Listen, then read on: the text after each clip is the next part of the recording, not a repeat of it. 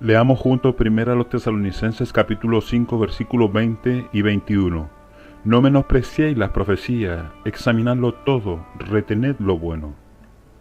Pablo concluye su primera carta a los Tesalonicenses con 17 amonestaciones seguidas por una oración final. La lección de esta semana comienza con 3 amonestaciones acerca de la actitud de los miembros de la iglesia hacia sus líderes. A estas amonestaciones siguen 6 imperativos con respecto a cómo deben conducirse los líderes de la iglesia hacia su gente. 8 breves amonestaciones siguen en los siguientes 7 versículos. Están organizados en 2 grupos. 3 son consejos sobre tener una actitud cristiana positiva y 5 se relacionan con la luz nueva en la forma de profecías. En la oración final, Pablo resume el tema principal de su carta, que los creyentes de Tesalónica continúen creciendo en santidad hasta la segunda venida. Deben vivir cada día preparados para el regreso del Señor. ¿Qué mensaje de verdad presente podría ser más elocuente que ese? Lee primero a los Tesalonicenses capítulo 5 versículos 12 y 13. Los 2 versículos que se encuentran en el centro de la sección de hoy siguen a la amonestación final de la lección de la semana pasada. Animaos unos a otros y edificaos unos a otros. Esta obra sucede en las iglesias locales, en el proceso de ayudar y discipular. La sección de hoy se concentra en cómo los discípulos deben responder a los esfuerzos de sus líderes y mentores. La estructura del griego del versículo 2 indica que las 3 frases que se encuentran en la segunda mitad se refieren todas al mismo grupo, los líderes locales de la iglesia de Tesalónica. Pablo invita a los miembros a reconocer a sus líderes, es decir, a respetarlos. La implicación es que tal vez a algunos en la iglesia les faltaban el respeto a las autoridades. La palabra amonestan tiene la connotación de instruir y advertir. Pablo reconoce aquí que los líderes de la iglesia a menudo tendrán que ejercer un amor duro. Esta clase de liderazgo no siempre es bienvenido. No obstante, el apóstol sigue pidiendo a los miembros que estimen en mucho a sus líderes por causa de los difíciles problemas con los que tienen que tratar. Pablo quiere que todos los miembros de la iglesia estén en paz unos con otros. El lenguaje de estos versículos refleja las antiguas estrategias para tratar con la gente. Los líderes del pensamiento de los días de Pablo sabían que tratar con la gente es una obra delicada. Animaban a los líderes a diagnosticar con cuidado la condición de sus seguidores, a ser sensibles y ver si ellos estarían abiertos a la corrección o no, a elegir el momento oportuno y a aplicar el remedio apropiado. Por sobre todo se esperaba que los líderes se examinaran a sí mismos antes de tratar de corregir a otros. Pablo añadió un elemento a este marco. Para el cristiano, Dios es el modelo de líder y la meta en el liderazgo de la iglesia es una feligresía que viva vidas dignas de Dios. Lee primero a los Tesalonicenses capítulo 5 versículos 14 y 15. En los versículos 12 y 13 Pablo se ocupa de cómo los feligreses deberían tratar a sus líderes. En el pasaje de hoy, es a saber capítulo 5 versículos 14 y 15, el apóstol considera a los líderes de la iglesia y cómo deberían tratar a los miembros. Pablo animó a los líderes de Tesalónica a que amonesten a los ociosos.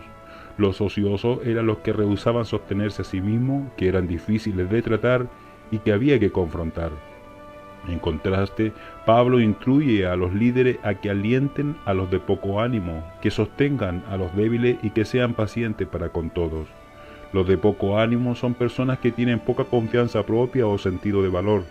Están ansiosos por muchas cosas, pero les importan a Dios. Por eso los líderes deben animarlos. Los débiles son los que tienen limitaciones morales y espirituales, son crédulos, las dificultades los desaniman con facilidad y temen lo que no les es familiar. Les falta conocimiento y están afligidos por el pasado. Necesitan ayuda para sobrevivir. Pablo indica a los líderes que sean pacientes con todos. Aunque los 3 primeros consejos del versículo 14 apuntan a condiciones específicas, la paciencia es siempre adecuada para el cuidado pastoral. Pablo tal vez recuerda a los líderes en el versículo 15. Dice que los que cuidan a otros son atacados y pueden estar tentados a desquitarse. Pero cuando los líderes se vengan, muestran que su liderazgo no es motivado por el Espíritu de Cristo. Es vital para un buen liderazgo recordar siempre el bien de los demás. Los versículos 12 al 15 suponen que es importante que haya mucho respeto y paciencia en relación con los discípulos. No debemos olvidar primero a los Tesalonicenses 5, versículo 11, Animaos unos a otros y edificaos unos a otros. El cuidado pastoral debe hacer ambas cosas. Hay momentos en los que los consejeros necesitan ser aconsejados. Lee primero a los Tesalonicenses capítulo 5 versículos 16 al 18. Según primero a los Tesalonicenses 5, 12 al 15, los cristianos necesitan aprender a aceptar y a ofrecer críticas constructivas. Eso solo puede ocurrir en el contexto de las relaciones. Es importante que cada cristiano sea responsable de los otros y esté dispuesto a esperar que otros sean responsables. Una iglesia que ora crecerá en amonestación y ánimo. El predicador adventista Glenn Cohn decía que en la Biblia hay más órdenes en cuanto a regocijarse que en relación con guardar el sábado. No obstante, rara vez le damos al regocijo el énfasis que se merece. Una vida gozosa es uno de los frutos del Espíritu, y el gozo lleno del Espíritu es posible aún en el sufrimiento. Pablo era un modelo de lo que significaba orar sin cesar. Primera a los Tesalonicenses está saturada de oración. Aquí el apóstol invita a los lectores de su carta a que sigan su ejemplo. La gratitud es otra actitud cristiana positiva que Pablo exhibió. En la base de la depravación pagana había una falta de gratitud a Dios. Según Thomas Erskine, en el Nuevo Testamento, la religión es gracia y la ética es gratitud. Es interesante notar que las palabras griegas para regocijarse y ser agradecido tienen la misma raíz básica. La clave de un regocijo piadoso es un constante espíritu de gratitud a Dios. Abre tus ojos, los dones de Dios te rodean por todos lados, pero nos olvidamos de agradecer por ello. Tal vez porque estamos concentrados en las pruebas y en las luchas de la vida. Si cultiváramos una actitud de gratitud a Dios cada vez mayor, nuestro caminar con Él sería mucho más íntimo y nuestras vidas estarían más llenas de gozo. Lee primero a los Tesalonicenses capítulo 5 versículos 19 al 22. No apaguéis al espíritu, no menospreciéis la profecía, examinadlo todo, retened lo bueno, absteneos de toda especie de mal. En primero a los Tesalonicenses capítulo 5 versículos 12 al 15, Pablo estaba amonestando a la iglesia. En los versículos 19 al 22 presenta otra forma de amonestación, el don de profecía. Las dos negaciones con que comienza esta sección son continuas en su énfasis. Dejen de apagar el espíritu y dejen de menospreciar las profecías. Básicamente está diciéndonos o diciendo a los tesalonicenses que dejen de hacer algo que estaban haciendo en forma constante.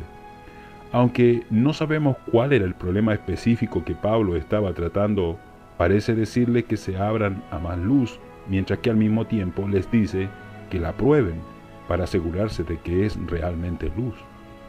Hay diversas maneras de socavar el don de profecía. Una de ellas es apagar al espíritu. Lo hacemos cuando ignoramos o resistimos la obra de un profeta verdadero. Mira toda la oposición aún dentro de nuestras mismas filas al don profético que hemos recibido en la vida y ministerio de Elena de White. Una segunda manera de socavar el don de profecía es aceptar lo que se dice, pero interpretarlo mal o aplicarlo mal. Podemos enfocar un mensaje profético con una mente abierta, pero aplicar lo que se dice en forma inapropiada a situaciones específicas. Esto es algo acerca de lo cual, como adventistas, necesitamos ser muy cuidadosos. Hemos recibido un don maravilloso, no queremos socavar ese don al usarlo mal. Un tercer modo de socavar el don de profecía es dar autoridad profética a personas o escritos que no recibieron el don de Dios. La iglesia debe estar vigilando continuamente, probando todo, para ver si el mensaje profético edifica a la iglesia. Lee primero a los Tesalonicenses capítulo 5 versículos 23 al 28. En el pasaje de hoy, Pablo vuelve al lenguaje de la oración. Su estilo es similar al de primero a los Tesalonicenses capítulo 3 versículo 11 al 13. Su tema principal es también similar, encontrarse sin mancha, en santidad en la segunda venida. Pablo hace aquí una transición de lo que se supone que debía hacer los creyentes a lo que Dios hace en nosotros y por nosotros. Los creyentes a menudo no han estado muy de acuerdo con lo que este texto quiere decir acerca de la naturaleza de los seres humanos y la clase de carácter que deben esperar tener cuando venga Jesús. En nuestro breve encuentro con este pasaje, nos concentraremos en lo que puede decirse claramente basado en este texto. El apóstol está diciendo que lo que Dios hace en los creyentes debe extenderse a toda la persona. Cada parte de la vida del creyente ha de ser afectada por la santificación al acercarse al regreso de Jesús. Al hablar de espíritu, alma y cuerpo, Pablo no intenta ser científico y preciso acerca de los diversos aspectos de la persona humana. En el pensamiento bíblico, la mente y el cuerpo son un solo unificado, no partes que existen separadamente. Más bien estaba expresando que cada aspecto de nuestra mente y cuerpo han de estar sometidos a Dios. Dios ha de tener el control completo de nuestros pensamientos, sentimientos y acciones. La oración de Pablo se extiende desde el tiempo presente hasta la segunda venida. Los creyentes han de ser conservados o guardados sin mancha hasta la venida del Señor. El apóstol está orando para que la totalidad de su dedicación a Dios se mantenga hasta el mismo fin. De acuerdo con esta carta, los tesalonicenses estaban lejos de ser perfectos, pero lo que tenía valía la pena conservarlo hasta que Jesús regresara. Pablo estaba orando para que siguieran creciendo en gracia por medio de una relación con Jesús. ¿De qué modo puedes y debes prepararte cada día para la venida de Jesús? En el pasaje de esta semana, es a saber, primera a los Tesalonicenses capítulo 5, versículo 12 al 28, Pablo se concentra especialmente en la calidad espiritual de la vida de la iglesia local. Los creyentes deben ser mentores unos de otros y ser gozosos y agradecidos. También deben estar abiertos a nuevas verdades, especialmente verdades proféticas. No obstante, deben ser cuidadosos en su evaluación de las ideas nuevas. Pero más aún, Pablo llama a una sumisión completa a Dios en cada área de nuestra vida con miras al regreso de Jesús.